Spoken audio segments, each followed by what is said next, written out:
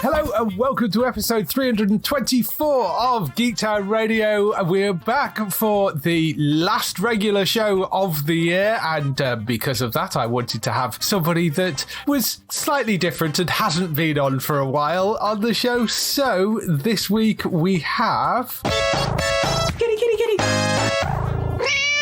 Bex! It's nice to see that it hasn't been long enough for you to forget to use that sound effect. Of course not. At least it wasn't the Sonic drowning noise, I'll give you that. No, it wasn't. It's lovely to have you on after, I have not even looked how long, but it's... An embarrassingly long amount of time, to the point where most viewers are going, who the hell is this person? How did they get here? Yes, quite possibly, because you'd have been buried under streams of streams and charity stuff and hosting things on stages, and yes, you've just become too popular for me. I appreciate you lying and pretending it's because I'm popular, and not just because I make a lot of work for myself. Well, there is that too. So, yeah. What have you been up to in the last months, years, decades? Weeks, months, years. It's kind of like Eeyore, but with a pandemic involved. So I have been focused a lot on Twitch recently. I do a lot of charity stuff in the run up to Christmas. So I work directly with the Samaritans. I did a big streamathon, got a bunch of incredible people together. I was so honored that they wanted to get involved, and we did a load of stuff for Samaritans in the summer, and now I'm doing my regular stuff over Christmas again. So we put up a Christmas tree, which I've already knocked over. Of course, yes. And I did a painting yesterday. It's called Trista Ross, The Joy of Painting Badly. I saw some of that, yes. Hilariously funny. The hair suits you, though, so, you know. Yeah, and the beard. I think so. It had to be purple. It had to be purple. I made that beard. That's the thing. I bought 2 wigs and I made that beard. That's lovingly stitched with Christmas baubles stuck into it. That took seriously more time than it really should have, or looks like it did. So yeah, we did that painting yesterday with Sonic the Cake Hog, my best ever cake creation that seems to have now just become a meme that's been retweeted by Sega. It was also shared on the r/cursed foods thread on Reddit. Really? And was removed as not being cursed, which I take as massive validation that my cake decorating skills aren't that bad, even if I did use a fire extinguisher to roll out the icing. But that's not the point. That's not the point at all. It just added to why it was inedible. It was not the main reason it was inedible. Right. But yeah, we did painting yesterday, and that's the raffle prize that I am giving away for Samaritans. Although I suspect with my painting skills and the fact Mr. Blobby's on the painting, amongst other things, due to viewer requests, it's probably putting people off from donating rather than encouraging them quite to possibly. Continue. Yes. Nevertheless, somehow we've hit 3K already, so it's excellent. Well done. They're just making sure they donate just under the amount that gets them a raffle ticket, I think. Yes, anything with Mr. Blobby on. But, you know, it is a Trista original, so, you know. Yeah, which also detracts from its value. The piece we painted over, which was Snowman in a snowstorm surrounded by stormtroopers in snow outfits with lots of white cats, that piece that we painted over was worth significantly more than what I've created, to be honest. Yeah, arguably I probably would have preferred to have had that. But, you know, you're doing it for charity, so... Yeah. I've devalued a blank canvas is basically what we're getting at here. Awesome. So what else have you been getting up to? I've been playing through Tomb Raider, the original series, and I'm loving it. We call it Tomb Failer because I like to set expectations correctly. We've been through the whole of the first game now, finding every secret, just full completionist. If I miss something, I'll backtrack the entire level to go find it. Wow. Playing it on tank controls on the keyboard. Oh my goodness, space is not jump needs to be a t-shirt. The amount of time times I run at an enemy and then just really, in such a like confident way, press spacebar, put the guns away, and the enemy eaten. As I just run headlong towards a giant crocodile, just go, yeah, giant crocodile, and then just disarm myself and die horribly. Space is not jump is definitely becoming an issue, but I'm really enjoying them, and I've been pleasantly surprised by how well they have aged. Yes, the controls are incredibly clunky, but as they are as much a puzzle platformer as anything else, action puzzle platformer effectively as those original games were, it still works really well. Some of the glitches are hilarious. I got my head stuck in a sphinx at one point. Well, of course. To reload. Yeah, the joy of having lots of save points was handy there because we were well and truly stuck. I could see what was on the inside though, so I knew what area we needed to go to next, but was somewhat decapitated. But I have been really enjoying how fun those games still are, how silly and ridiculous they are as well. Yeah. I remember taking them quite seriously as a kid when they came out back in 96. I played them on PlayStation originally. Yeah. And I remember taking them quite seriously, and then years later when the first Angelina Jolie movie came out, I went, well, they've made it all stupid. And now I'm playing the games and I'm like, oh, look, a random dinosaur. Oh, look, a monster. The walls are made of flesh. What the hell is that? And I'm like, wow, the movie was more serious than the games. How had I forgotten how preposterous, ridiculous and wonderfully daft these games are? Yeah. It's funny because, I mean, they've remade the games, haven't they? Or sort of done... They've rebooted the games. They're not the same. No, they're nowhere near as silly as the originals were. No, they're a completely different type of game now. They have made a modern incarnation of that character. It's effectively starting from scratch. They're beautiful games, the new ones, but they aren't platform puzzlers. No, they don't. Well, I mean, they sort of are, but there's a lot more kind of straight third-person shootery stuff in those. There are puzzles in them, and there are some puzzles, of but platformers. It's effectively an open-world RPG, character-driven. There's no story in the original. You get to the end, there's a cutscene, and you go, wait, who's that lass? Oh, she's got wings. Oh, there's a monster. I guess I'll shoot that then. Right, There's no reason why there's dinosaurs in the original. None at all. Yeah, they just are. You just because. And that's sort of effectively the reasoning behind everything. Just because they are a game which is so between the old and new type of games, because it's polygon based, it's that kind of newer 32-bit thing, but it still was obviously developed by people who were making games before then, back when the reason for everything in games was, well, just because you are an egg and there's a T-Rex. Yes. What's the question? What's the plot? Oh, your girlfriend's been kidnapped. You know, that's it's really that kind of thinking. And the new ones are like fully thought out stories, and you have to go and level things up and make a camp to sleep in. And I'm like, Lara Croft doesn't sleep. She rides a motorbike she got from nowhere over the top of a volcano, parks it somewhere we don't see, and then fights a dinosaur. And then gets on the bike at the end and goes off an exploding island, you know? Yeah, no, I guess I'm kind of in the same position as you. It's been a long time since I played those original games. I hadn't quite remembered quite how silly they were. Do it. I did go back and try at one point, but the controls are so horrifically clunky. They're kind of part of the fun, though, because they are clunky, and the camera is definitely the antagonist of the game. The actual antagonist, like Tony Hawk's man on a skateboard with Uzis in an underground mine, you know, these kind of enemies. They're not your real enemies. They're more just fashion victims and then victims of Lara.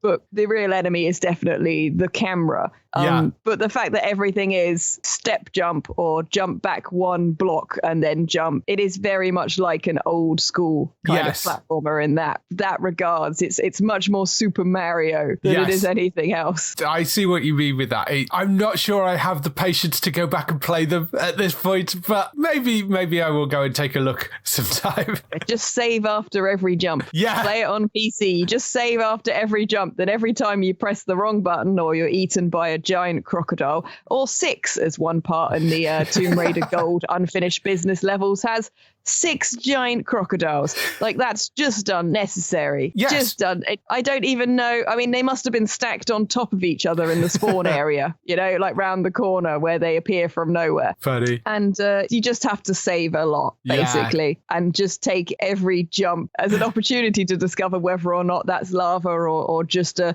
misshapen rock, because you can't quite tell. Yes, it does sound like it's a game that would make for a very entertaining stream, particularly knowing how utterly clumsy you are as well, of just generally falling off things. So these Lara games seems like the perfect opportunity for you to be able to like just randomly fall into things. So yeah, I mean, they do take bets on how many times I'm going to die, like on each jump.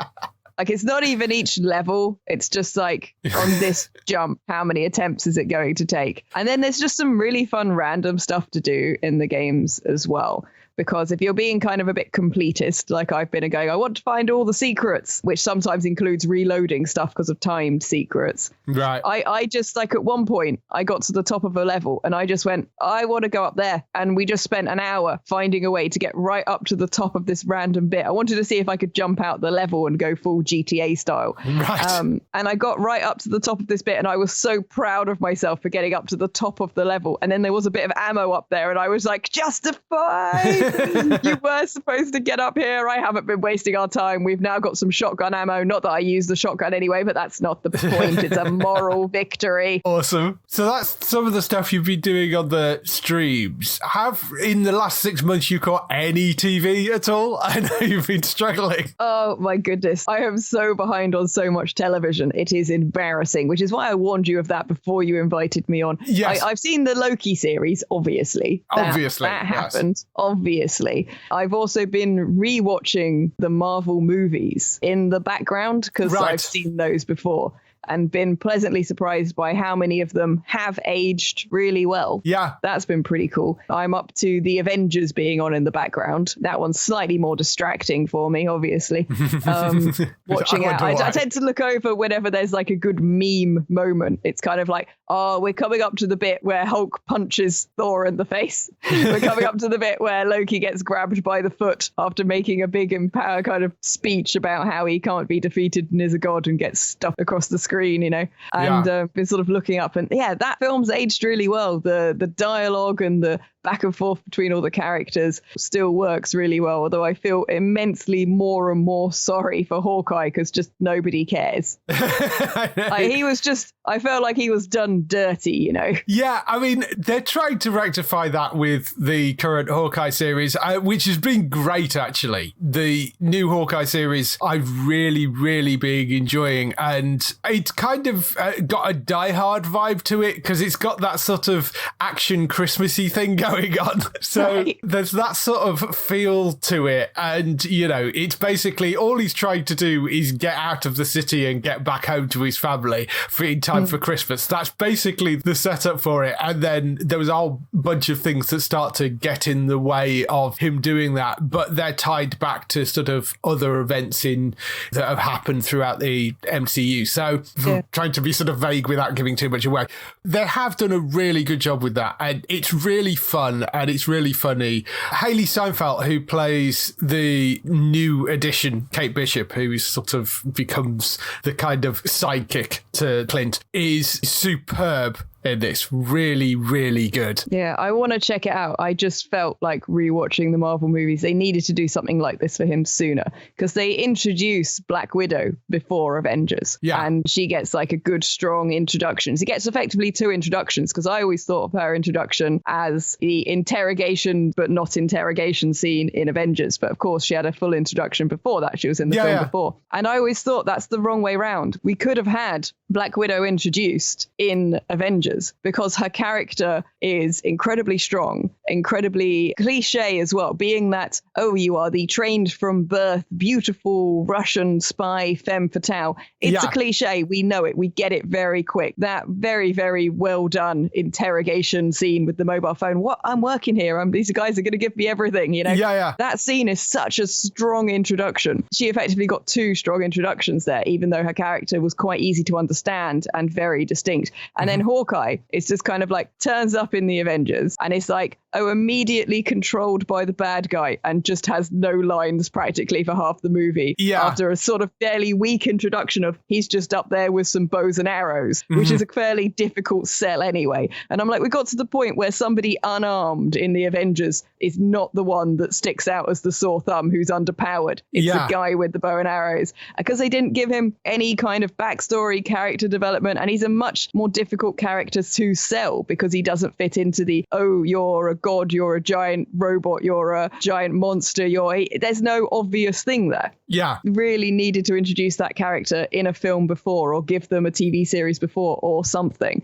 And I was just watching it going, wow, they really didn't give you a chance, mate. So I'm glad the TV show is finally fleshing that character out. What we need next is for Kobe Smulders to come back, because I just expected, you know? Yes, she is in the Secret Wars series, I think. So she is going to be coming back as well. I expected her to be one of the lead characters in Agents of S.H.I.E.L.D. Yes. When Agents of S.H.I.E.L.D. was announced, I just assumed the proven TV celebrity that they had, who was known for doing long-running series, would be in their long-running series. You would think, because she was prominent in Avengers, and she's good. You know, she proved she can be an A-list movie star in that film. She looked completely not out of place, held her own up there, surrounded by these incredible famous movie stars, which is a difficult jump to make TV to film. And she did it. And then I was like, oh, of course, they're making a TV series, Agents of S.H.I.E.L.D. She's a S.H.I.E.L.D. agent.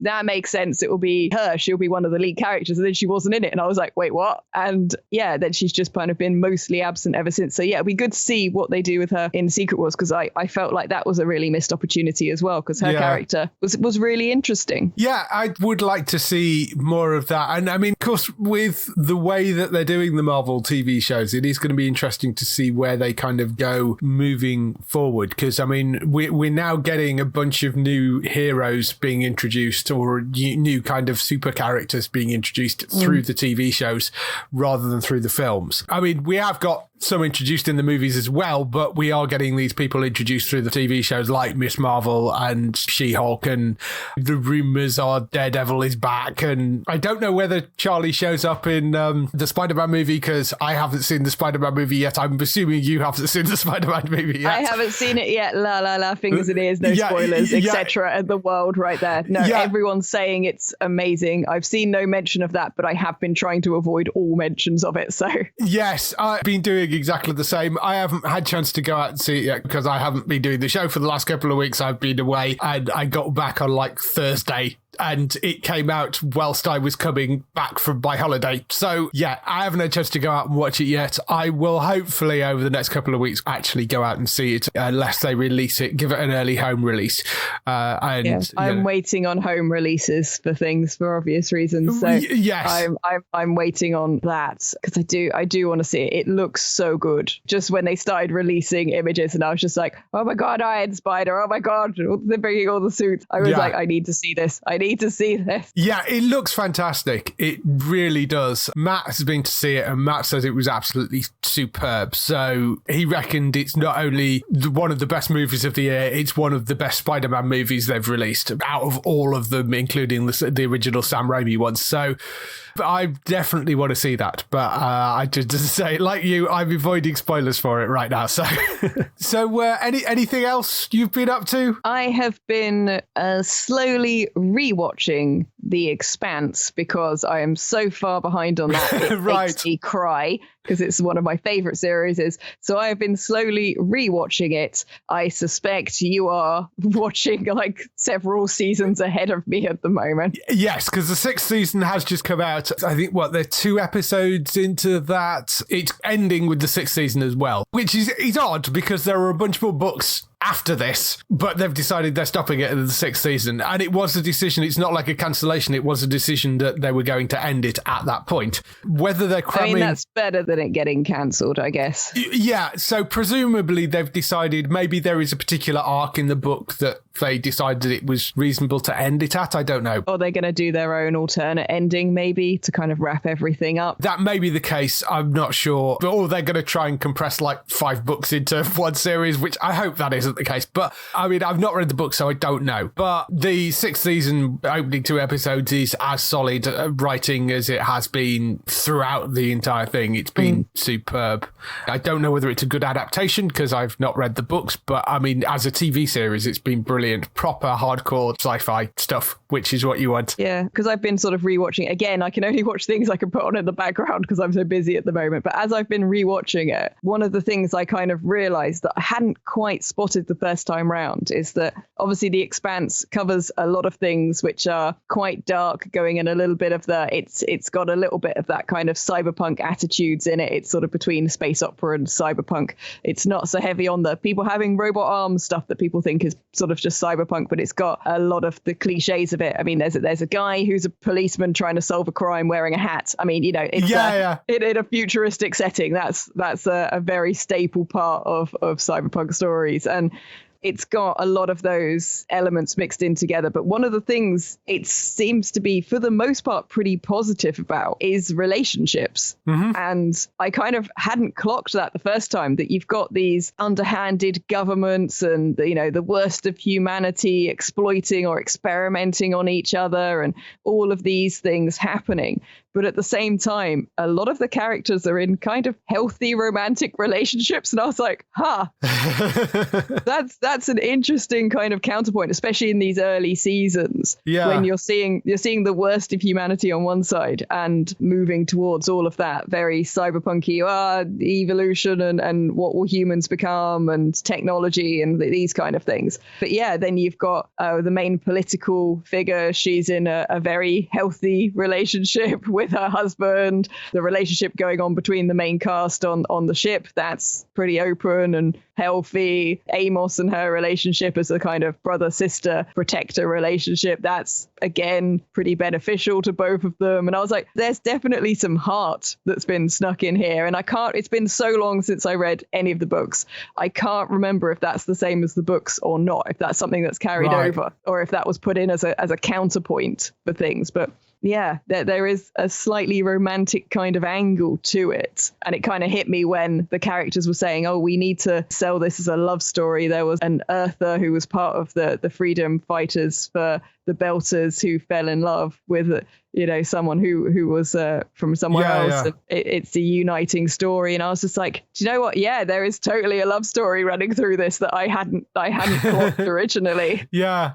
Which is kind of nice. It's kind of sweet to see that they're showing that human relationships can still be good, even in times where things are very difficult. Yeah, absolutely. The other thing which you really do need to watch at some point, I mean, I know you're struggling at the moment, but Foundation on Apple TV Plus is I don't have access to the service at the moment. It will be when one of my subscriptions runs out, I will get that just to watch Foundation. Foundation it's a classic book series, and I really want to see how it gets adapted. I don't know the book series particularly, but I've told that it's being adapted fairly well. Certainly, it is one of those things you do need to focus on. It is something that you do need to have time to sit and actually watch. You can't sort of do it in the background. It is something you do need to focus on.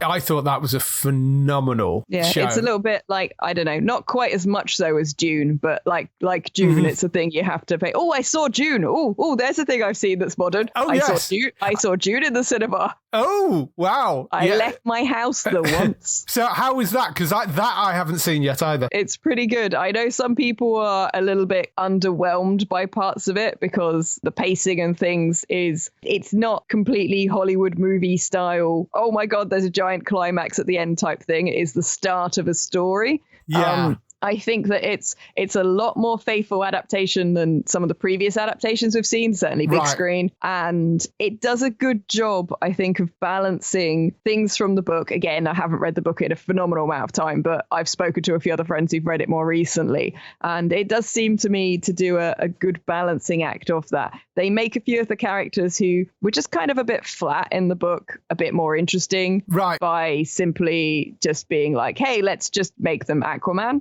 It worked for Aquaman. We'll just make this Jason Momoa. That just fixes this character. And it worked for Aquaman, and it absolutely works for Dune. You just suddenly a character that you were never that fussed by in the book. You're just like, hey, it's Jason Momoa. I now care. Yes. And that I thought worked. When I heard the casting, I was a bit like, oh, really? And then I was like, oh, no, it's just likable now. He's just likable. He just walks in the room and you like him. Yes. There. I can see what they did there. That works. They did quite a good job with things. I enjoyed the movie. It's very pretty. And it was one of the ones where I was like, right, I will go and watch it at an obscure time early in the day. The cinema was practically empty. And I thought I needed to see that on a big screen because of there's all the rolling sand dunes and you know, the scenery and the atmosphere is so important to it. So yeah, I did actually leave the house. There you go. Yes. Well, I mean, that is interesting. That I mean, it's one of those things that you've got a character that nobody cares about. Make Jason Momoa the star of it. Yes.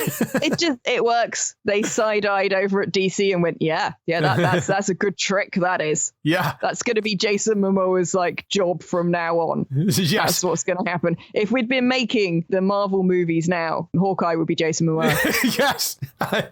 Which is no fault of the actor. It's just they gave him a bad lack of lines in his introductory movie. Yes. And that's how you would have fixed that problem. If you don't want to bother kind of like, you know, making a character have enough depth on their own, you just make him Jason Momoa. Yes, absolutely. Sorted. That's the way to do it. In terms of other stuff that's been around this week that I've been watching, The Witcher came back. You saw the first season of this, didn't you, I think? Yes, I binge watched the entire first season. Yes. And I am desperately trying to find time to watch the new one. It's only 8 episodes, the second season. And I mean, it's great again. They've sorted out a lot of the problems that the first season had in terms of the timey-wiminess that the first season... They failing to just put so-and-so story in text on the screen because none of the characters age. Hilariously, there is a meta joke actually in the show when Yaskia meets one other character, and Yaskia is obviously the person that sings about sort of the songs and all the adventures and stuff, and he's having this conversation with another character who's talking about one of his latest songs, which is obviously all about the events of season 1, and he makes some remark about the fact that, oh yeah, it was a bit confusing at places, that song. I didn't get that it was all different timelines and stuff. Self-awareness. Points to them. It was just brilliant. Yeah, there's just this tiny little conversation between him sort of like criticising the song and just the thing is they could fix it. They could just add like a little bit of text. They could add it. It's on a streaming service. You could just add that bit of text that says you could fix series 1. All it needs is like 2 words added whenever they swap timeline. Yes, exactly.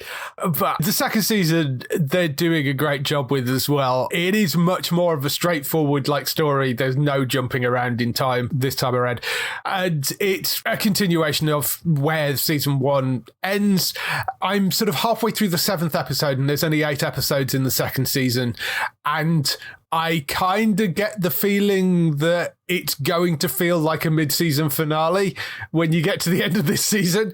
Because I mean, they knew when they were going into the second season that it was likely to come back for a third. So I suspect that the second season is probably going to end on some sort of cliffhanger, because I can't see how they're going to resolve everything by the end of the second season. So I think it possibly is going to feel a bit more like a mid-season finale, but wait and see when I get there. I have been enjoying it, and I've binged through it in 2 nights so far, so I've just got like an episode and a half left to go, but it's been brilliant once again. It's one of those things. Yaskia is still my favourite character in that. He's just hilarious and really entertaining and fun, so I've been very much enjoying that. There's just 2 types of people that watch The Witcher. Types where that's their favourite character, and types where they press mute when that character comes on. That's it. Yeah, very true. I think he's brilliant and very funny in this one as well, and Henry Cavill's perfectly cast in it, and it's great, that show. I'm really, really enjoying that.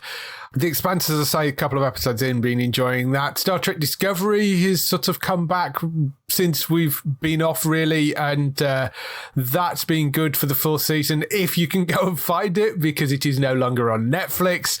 It's going out on CBS Viacom streaming service, which is called Pluto TV, but you have to go and watch it live on there, or you can go on to places like Amazon and Google and go and buy it for the full season. Pluto TV. Is this because no one can decide if it's a streaming service or not? Well, it's sort of streaming live TV. So Pluto.tv, if you go to that, it is basically streaming, but it's streaming live channels. So you have to go and be there at 9 o'clock on, I think they run it Friday, Saturday, Sunday at 9 p.m. But you have to be sat there at 9 p.m. on Friday, Saturday or Sunday to actually sit and watch it for free on there. So there isn't like a catch-up thing. But if you want to be able to watch it at your own leisure, you can go and spend I think it's 16 quid or something for the whole season. You can go and buy it off Google Play or Amazon. That's what I did, because there's just no way I'm going to be able to dedicate myself to being there at a particular time to watch it. Eventually, it will come on to Paramount Plus when Paramount Plus launches in the UK, but it hasn't yet, and it's going to launch at some point next year, hopefully early next year, but we don't know exactly. But it will come on to Paramount Plus UK, along with a bunch of other things as well, when that launches. So there's that. Superman and Lois, I watched the whole of that. That is streaming on BBC iPlayer over here, and it's going out on BBC One as well.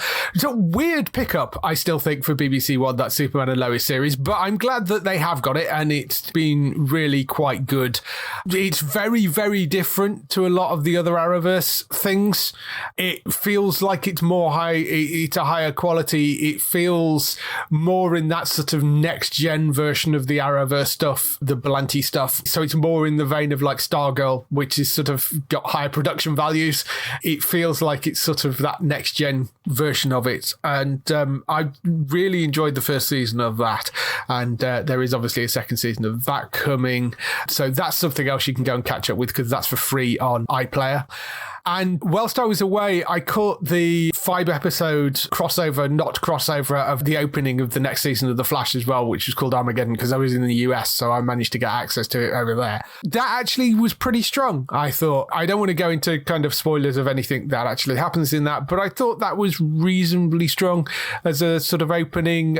It's the most entertained I've been by The Flash in a very long time, because if you've listened to any of the previous shows, me and Matt have been bashing The Flash for quite a while, just because the quality has gone horrifically downhill. But I actually thought that was a pretty strong start to the season, so we'll see where it goes from there. It should be at some point, probably I reckon around February, maybe March, when that comes back on Sky Max over here, so we're still waiting for that. But the opening few episodes I thought were pretty good. Ghosts, I finally watched the first season of that, which I know I'm horrifically behind by.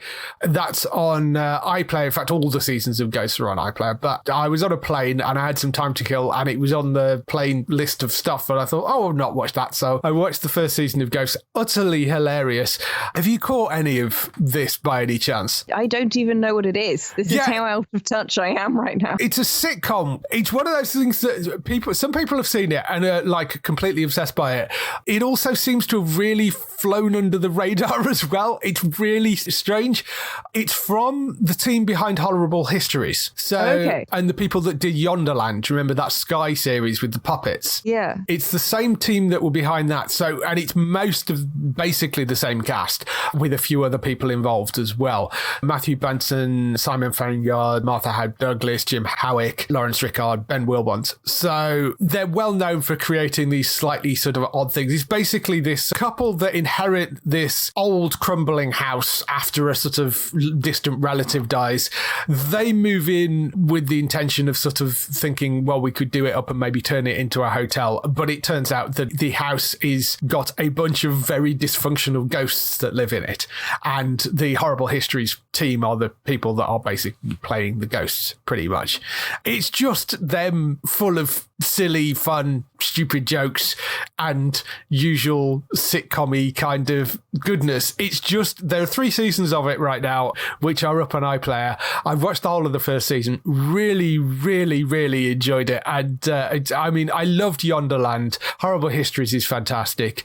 I just thought it's really fun. If you're looking for something that you can kind of half watch in the background, this actually, I think, will be something you quite enjoy. And if you're looking for something to cheer you up, definitely something to go and watch.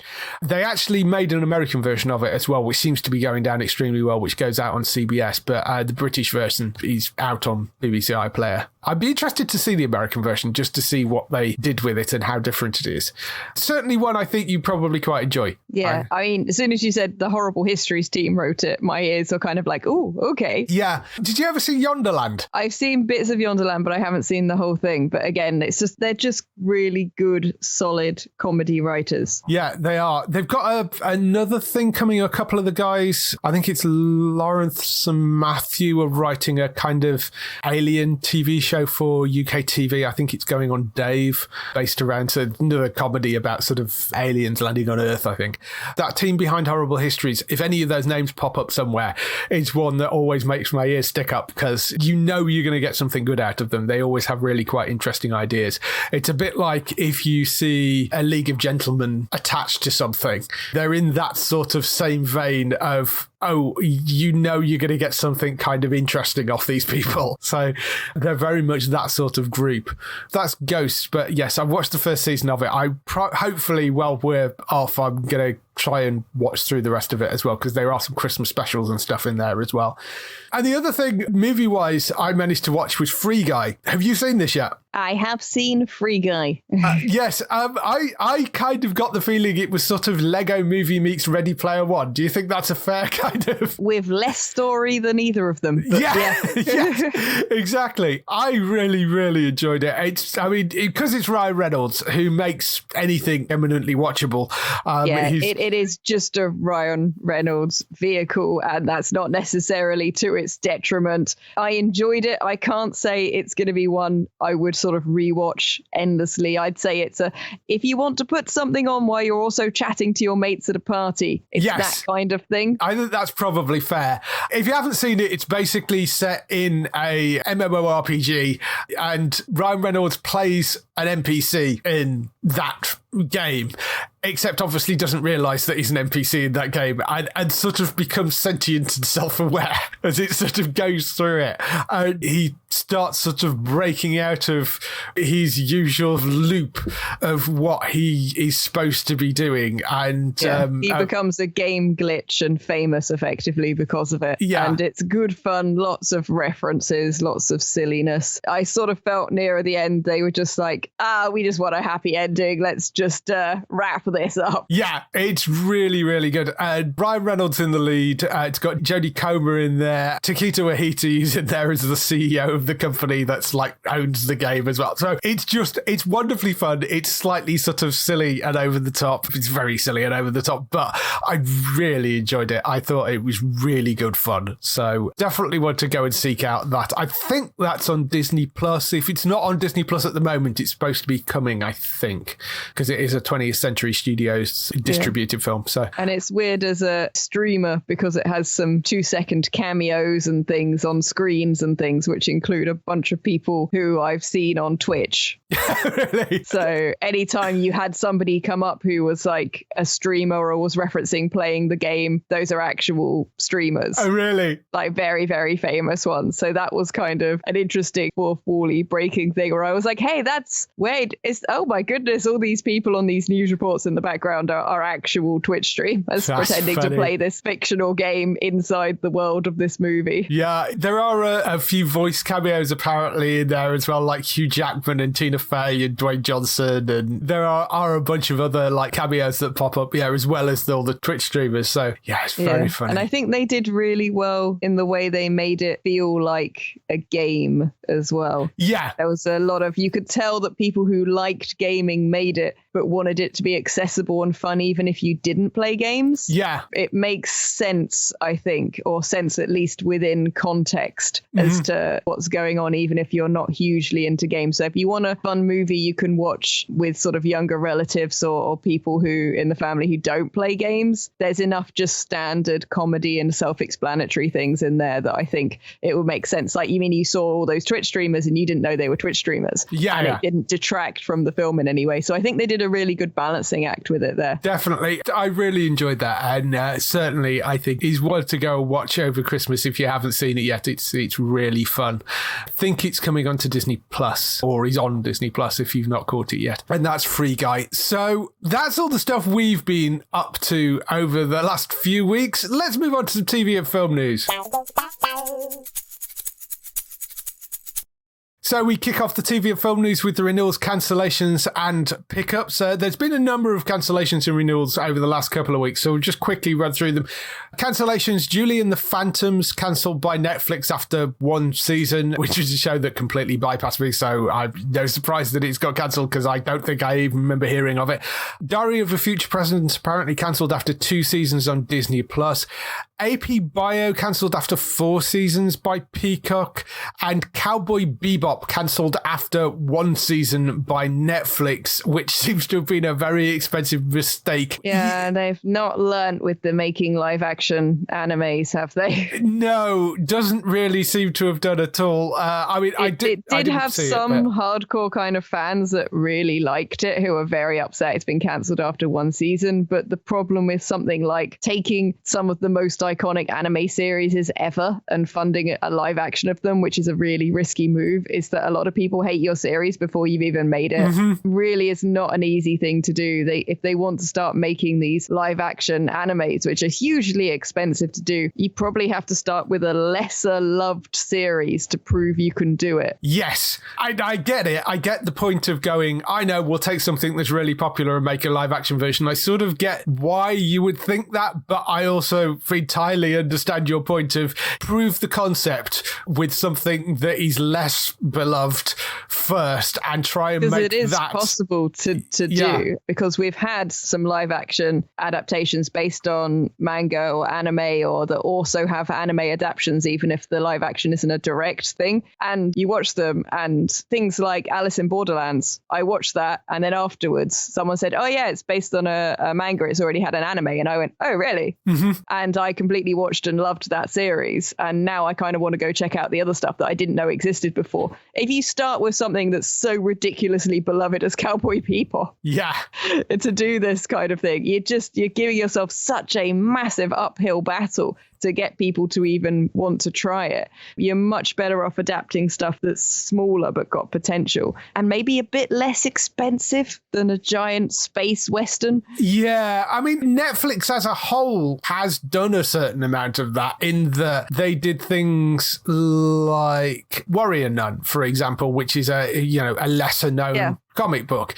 American comic, yeah. Yeah, I mean, American comic, but it was a sort of anime manga adjacent thing. And in terms of just general comic books, they did Sweet Tooth as well, which was a lesser known comic book. So Netflix as a whole has done that. But I think they needed to take something which was full blown manga anime and try and do that first, maybe. I mean, because Umbrella Academy, of course, also a lesser known comic book, but they're more westernized stuff than the manga things, and maybe they should have taken. I think the fans of some of the American comic books who aren't keen on the live action adaptations will just not watch them. Fans of Cowboy Bebop will defend it vehemently because it is such a huge beloved series. You need something shorter to adapt as well, I think, to start with. They keep trying to make things like Full Metal Alchemist Brotherhood, another epically long, complicated, nuanced thing that didn't need a remake. And again, incredibly expensive to make. And trying to make things like that doesn't usually work very well. After the particular interesting adaptation of a certain book about death, you're really fighting an uphill battle with these. And make something shorter, make something slightly less well known, where people won't have potentially such a strong opinion against it's even getting made. I think that's probably correct. So that appears to have been quite an expensive mistake. I mean, we don't know exactly how much they spent on it because they don't release those sort of numbers. But I mean, I think there was a rumor floating around that it was possibly like 7 million an episode or something. You know? I would assume you could swim around and drown in the amount of money Scrooge McDuck style requested to make that series. Quite probably. So that won't be coming back. That's cancelled after one season. In terms of the renewals, We're Here has been renewed for a third season at HBO. That is on Sky Max over in the UK. American Dad has been renewed for season 18 and 19, or if you're in the UK, that's season 19 and 20 for weird reasons that I won't go into. We're a season ahead, even though we're not. It's just the way the seasons were cut up in the UK. It's a whole thing. But anyway, yes, 2 more seasons of American Dad. Anyway, that's been renewed for. Servant has been renewed for a 4th and final season at Apple TV Plus, so that will be coming back. Outer Banks has been renewed for a 3rd season on Netflix, which I was very happy about. That's the teen drama that is way better than it has any right to be. That's been really, really good fun, the first 2 seasons of that. It's sort of The Goonies meets the CW show, basically. That's back for a 3rd season.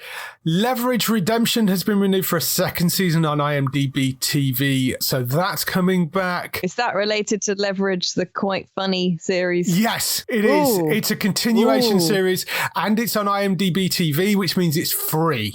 So all you need to get IMDb TV is an Amazon account, a free Amazon account, and you can go and stream things. Just go onto IMDb TV on Amazon, and you can go and stream things. And it's got a lot of the same cast as well? Yes, a lot of the same cast. Noah Weil is the lead in it now. He's sort of taken over the lead role, but the rest of the cast is, I think, mainly the same. I've got too many things to watch already, damn you. Yes, you can go and watch that. That's first season of that is up on IMDb TV, and that's been renewed for a 2nd season. Yellow Jackets has been given an early season 2 renewal. That's a Showtime series, goes out on Sky Atlantic at the moment in the UK. Invasion has been renewed for a 2nd season on Apple TV Plus, which Matt will be very happy about because he really enjoyed the first season of that. Truth Be Told also renewed, which is the Octavia Spence drama. That's been renewed for a 3rd season. And CSI Vegas, which hasn't landed here yet, but I mean, it will do at some point, I'm sure. But that's been renewed for a 2nd season by CBS, which, given that that was supposed to be a limited series to sort of celebrate 20 years of CSI, that has now been renewed for a full 2nd season. So that will be coming back. William Peterson isn't coming back. Georgia Fox may return for that, but they obviously introduced a whole new CSI team as part of that show, because the idea was that they bring a few old faces back, but they were going to introduce a whole new team. And this is exactly what they sort of set it up for, was if it went down well, they could make a 2nd season, and that is what they are doing. So I'm quite looking forward to that eventually landing over here, because I do quite want to see it. In terms of pickups and other news, Apple TV Plus, the app, is now on Sky Q. So if you want Apple TV, you can now go and get the app through Sky Q. It will still cost you extra. It's like $4.99 a month, I think, but you can actually get the Apple stuff directly through Sky Q if you've got that. Halo Paramount Plus released a trailer for the video game series, so there is a little trailer up for that. It doesn't give a huge amount away, in all honesty, and it has the same sort of thing as The Mandalorian in the fact that the guy never takes his helmet off. But yes, so that is the TV series, which has got a little trailer gone up on there.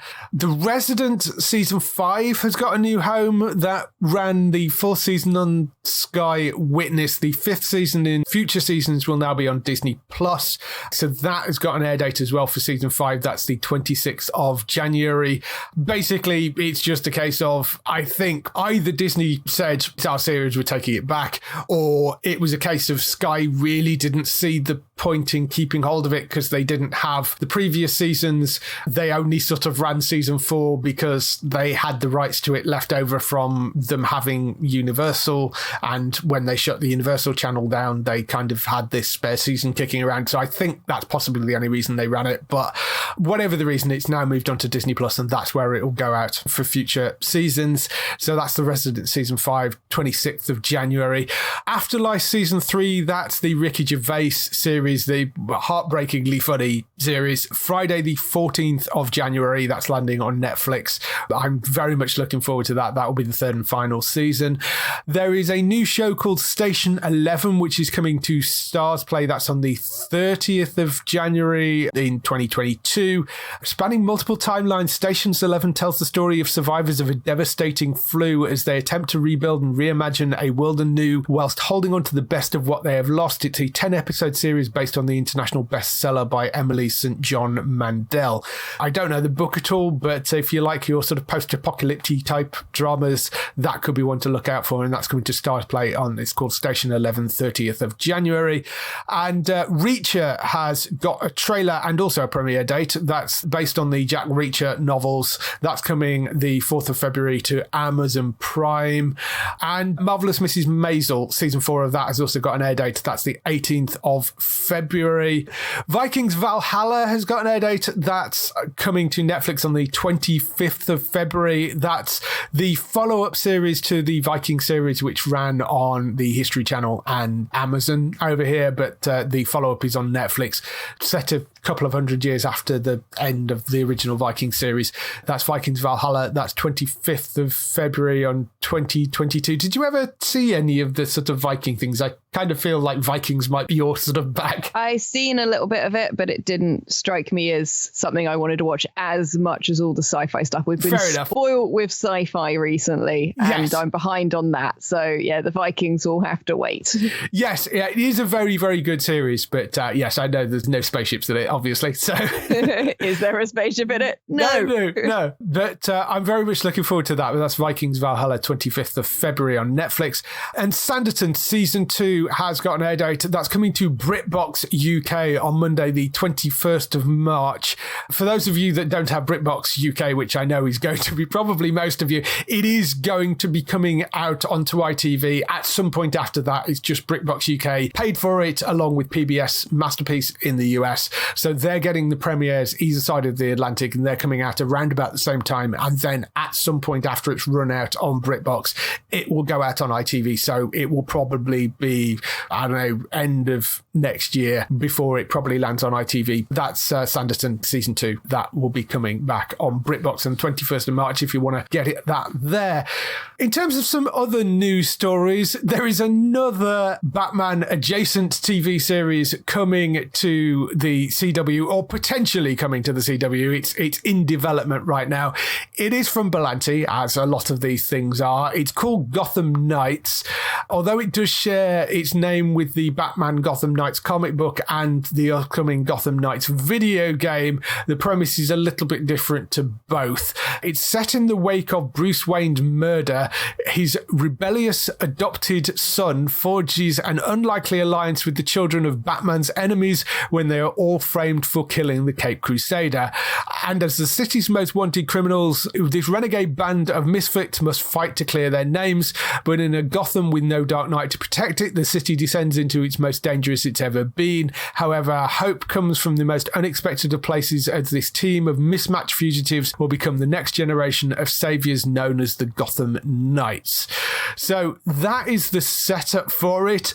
Thoughts? I mean, we've had Gotham, we've had Suicide Squad, we've had everything else the CW's ever made. I feel both like saying, oh my goodness, really? And this was kind of inevitable. It's an interesting one. Adopted son. It could be a number of people. I'm assuming it's going to be, I mean, Jason Todd was the most rebellious and the least used of all of the Robins in general. Could be Tim, but Jason Todd is one that doesn't get used a huge amount of things for obvious reasons. But then if you actually watch the Titans series, they introduced Red Hood in the last season of Titans. So that's the interesting thing, is they don't specify, they just say rebellious adopted son.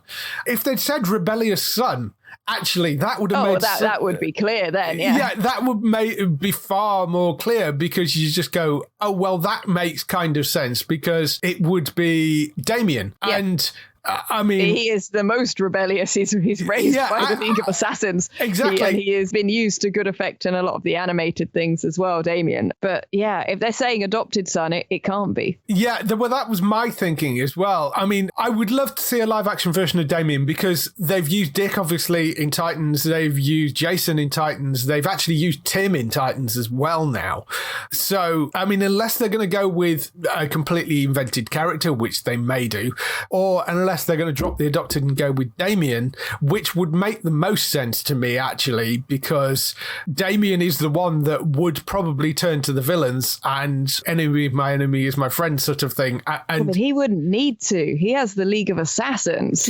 Well, he could just go back to his mum and be like, hey, so we're getting framed and this has happened, unless they're going to frame him as being outcast from the rest of his family because he went and spent so much time with Bruce. But that goes against a lot of past canon. Not that the CW cares about canon whatsoever. No, but I really don't know. It sounds like an interesting premise, and much as I'm not hugely keen on anything that looks like it's more the kind of young adult type stuff, a lot of the stuff with the younger characters in the Bat universe has a lot of potential, and they are generally all very interesting characters. I'm not a huge fan of Titans. I just spent the entire thing getting tonal whiplash through various seasons like that, and I don't know. I think this one I'm going to have to chalk this up as I have no idea what on earth this series would be like. It could go in so many different directions. Yeah,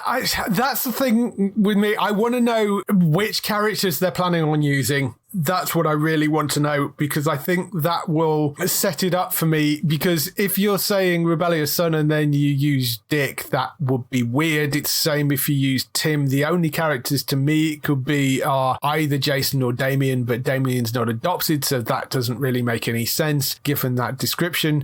I mean, I know it's in development at the moment, so that may change, but we'll have to wait and see. It depends if they're going to work it into any of the existing things. Like, I think they need to make stuff like this standalone and not try and tie it in, because when you tie all these series together, you occasionally get some really cool crossover stuff and multiverse stuff and things, but you pull all of the errors or the inconsistencies and things from all these other shows into your new show, and it can become a detriment when you've got this many shows. I would like this to be a standalone, really. Yeah. I think it would allow it to work a lot better. I mean, if you were going to tie it into anything, the only obvious thing to tie it into, I mean, it's from a group of the writers from Batwoman, but it would make more sense given who the leads are if you tied it into Titans, because that's had the Robins in it already, and that's who the adopted sons are. That's the reason I think you shouldn't tie it into Titans. Well, yeah, there is a certain amount of that, but then this is a CW show and Titans is a HBO Max show, which, I mean, I know they're tangentially linked, but they are on essentially two different networks. So I don't know. It's an interesting one. I feel like the sort of CW related HBO related other things shows are trying their best to replicate all of the confusing, multi-threaded, multiversy things about comic books, which make them really, really, really, really overcomplicated. Yes.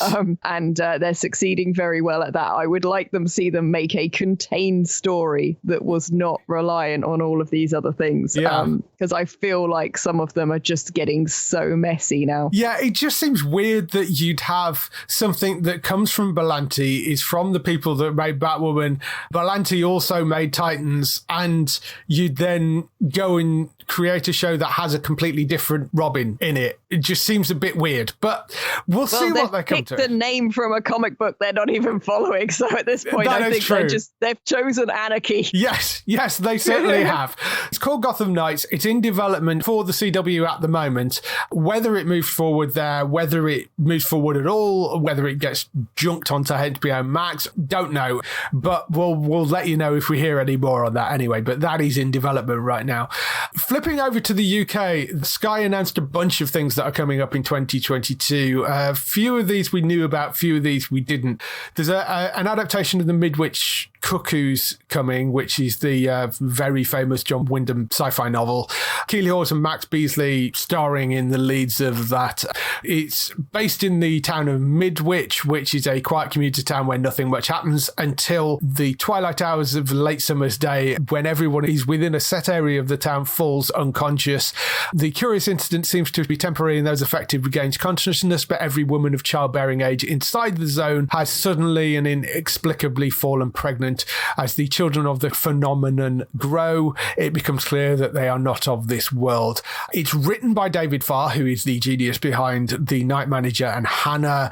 It's Alex Troughton is one of the lead directors of it, who did a Discovery of Witches, Baghdad Central. But sort of interesting, Midwich Cuckoos. I don't know whether you've ever read the book. Yeah, I know the story, and I worry for something like this that we've had so many adaptations, things inspired by this. It's something that has gone into kind of popular knowledge that how are they going to make anything where we can't just guess what's happening? They need to be very, very engaging, since everybody knows the twists and what happens in the end, because so many other things have already riffed off the contents of that book because it is so iconic. Yeah. Good cast, though. I mean, Keeley Hawes is great. Max Beasley's great. So there's a solid pair of leads running it. Like you say, it does have the issue that it's fairly well known as a story. Whether you know the book directly or not, so many things have covered it. But that is coming in spring 2022 to Sky Max. There is another show called Extinction. Well, currently called Extinction. That title may change because that is a working title and they were pitching a few different ideas around for titles for that. But coming to Sky Max spring 2022 as well. Based around the date 1st of July 2019, a date that George can never forget, no matter how hard he tries. Trapped in a loop that keeps him returning to the 1st of July, he discovers the existence of a secret organization known as the Lazarus Project, a crack team of agents who prevent global catastrophe by resetting time. George signs with the group as their latest recruit, but when tragedy strikes, George must decide if he can live with the consequences to save the world or take a different path. It's from Joe Barton, who wrote Girlhood Jai. Stars Tom Burke as well from Strike, I think he was in. He's one of the people in here. Caroline Quentin's in there randomly. Yeah, some interesting names. Papa Esadu from I May Destroy You, he plays the lead as George. Got to be careful how I phrase this. I do have a little bit more knowledge of this. I am quite excited for this to land. I don't know how it reads to you. What you think? I think it looks interesting. I've both watched and read a lot of things that have similar concepts. So based on this limited information, I don't know. The fact it's described as kind of an action thriller puts me off a bit, I think, because it makes it sound like the focus is going to be on that kind of time loop action, all guns blazing type approach rather than the sort of thing I tend to go for. But it has that kind of slightly all you need is kill. I've forgotten the name of the American movie that was based on that. Right. With the time loop and the aliens and the fighting. Yes. Was that the Tom Cruise one? It was based on a manga called All You Need Is Kill, and now I've forgotten the name of the American version. No, so have I. Did nobody ever remember the names of it? And it was called Live. That one. It had a big sort of, the poster had something like Live, Die, Repeat on it, didn't it? And everybody remembered it as that rather than the actual title of it. But it was Emily feels Blunt. A little bit like that. And I don't know. There's not enough there for me to make an opinion. I would say not that I've seen any of this, because not that you've seen anything, and you're treading very close to your NDA, so much so you may get a paper cut from it in a minute. Yeah, not that I've seen any of this, but I would think tonally more in the line of Humans than out and out full blown action. I suspect there might be some action sequences in there, but I think tonally it's probably going to end up being a little closer to something like Humans. More thinking, less shooting. Yes. Which I am in favour of, because things like with this Groundhog Day style time loop mechanism, I'm much more interested in not just seeing a fight scene over and over, although it can work for some things. But yeah, I'm more interested if it's slightly less actiony, I think. Yes, I do think that sounds like a very interesting one, and is going to be one worth keeping an eye out for. It's currently called Extinction, but like I say, that name might change. Spring 2022. That is landing on Sky Max. There is a couple of others as well. Obviously, House of the Dragon, that is coming. I'm particularly excited for another Game of Thrones. I'm sort of a bit deflated. I haven't watched Game of Thrones. Well, there you go. Yes, that is true. I've forgotten you not watched that. And it's I waited till the end because I knew if the end was bad, everyone would be super, super disappointed. I did the same thing with Lost, and I've been right both times. Absolutely have. Yeah. So House of the Dragon, obviously, don't know when that's going to land, although if it takes the traditional Game of Thrones slot, it will be somewhere around April. There is a version of The Time Traveler's Wife coming as well, which, of course, was a movie and a book. It's from Stephen Moffat. It stars Rose Leslie from Game of Thrones and Theo James from the Divergent series. And Stephen Moffat, obviously, Doctor Who, Sherlock. And it is basically, this love story between these two characters, Claire and Henry, who are separated by sort of time travel. Essentially, he pops in and out of her life, I think, is the sort of thing. It sounds like the thing that Stephen Moffat will do very well. It's on Sky Atlantic. It's a HBO series. So I'm quite interested in that. I think that could be quite interesting, and particularly with Stephen Moffat behind it. I can see the humour sort of working with that. I think they've got the right team working on it, but I am not the target audience. Right. Yeah. No, because I just shy away from anything with romance in kind of like the primary plot for the most part. So yeah, I think it sounds like it could be quirky, fun, good waste of an hour each week, basically. Yes, just not for your cold, dead heart. No, well, I'm a goth. I can't help it, okay? There is another one called The Rising, which sounds kind of interesting. Neve Kelly is dead. Understandably, she's scared and confused by this new non-existence, but moreover, when she realises how she's been murdered, she is furious. Determined to find her killer and get justice, she takes advantage of her new supernatural abilities to go where the police can't and investigate her own death. In doing so, she uncovers deeply buried secrets and is forced to re-examine everything about her life and the people she cared about. It's an adaptation of a Belgian crime thriller. It's the first series to be produced entirely in-house by Sky Studio. Claire Rudgar, who was in I Am Mother, stars as Nev, alongside a couple of newcomers as well. So sounds like an interesting premise for a series, if a bit quirky and slightly off the wall. I don't know. Sounds like he's going to have sort of some comedy elements to it as well as being a sort of interesting sci-fi, supernaturally sci-fi thing, I think. Yeah. Are they going for comedy? Because you could read that two different ways. It could either be very, very dark, or it could be a light-hearted murder-solving thing. I think it's probably, from the way it's written, I think it's going to be Buffy-esque humour. It sounds like she's possibly quite young, the character, so I do wonder whether they're going for that level of sort of fun drama humour, not necessarily teen, but that kind of humour, I think, is probably what they're going for. So it is a drama, but I think it's more of a dramedy that they're going for. That's the impression I get from it anyway. But I mean, it does say it's an adaptation of a Belgian crime thriller, so I don't know. But I get the feeling that it's going to be a very British sort of humour-based thing. It could be an interesting one. Yes, but that's called The Rising, and that's coming to Sky Atlantic in spring 2022. There are a bunch of other things. There is a post up with a few more bits and pieces in that Sky have got coming next year, but there is some good new original stuff coming to Sky next year. One of the things that's coming to Amazon Prime next year, early next year, they said, The Boys Diabolical, which is another expansion of the Boys franchise. This will be the second expansion because they have got one coming which is set in the college for young soups. They've got like a teen thing coming up, which is one of the spin-offs, and that's live action. This one is called The Boys Diabolical. It's animated. It's an 8-episode animated anthology which reveals unseen stories of the Boys universe brought to life through some of the most creative minds in the entertainment industry today, including Awkwafina, Garth Ennis, Elliot Lila Glazer, Evan Goldberg and Seth Rogen, who are of course producers on the show. Justin Rowland, Andy Samberg has done one, Alicia Tyler has done one. So there's a whole bunch of people involved. Eric Kripke, who is the creator of the show, said, "We've almost finished with the 8 episodes of our animated series Diabolical. We gathered together some of the most incredible creators and gave them one rule. Just kidding, there are no rules. They blew the doors off it, delivering 8 completely unexpected, shocking, gory, moist, emotional episodes. If you think The Boys is nuts, wait till you see this." That was followed up by Seth and Evan saying, "Ever since we saw the animated film The Animatrix, a series of short films set in the universe of The Matrix. We wanted to rip it off. Today, that dream has come true. Yeah, I like the fact they're so upfront about that. But anthology animated series they are kind of doing the rounds, aren't they? We had the Love, Death and Robots and things like that over on Netflix doing well. And it's the right time to be doing that. Sounds like they know exactly who their audience is and what they are trying to sell with this. And we've also seen Invincible. That's something I have watched. That's animated. Yes, and which was sold amazing. Kind of as like, hi, do you like The Boys? Well, we picked up this other license that's kind of even worse, and it's animated, so we can blow everyone's heads up. Yeah. And then they've kind of looked and gone, yeah, actually, we could just do that with The Boys as well. So I can see entirely why this got the green light to get made.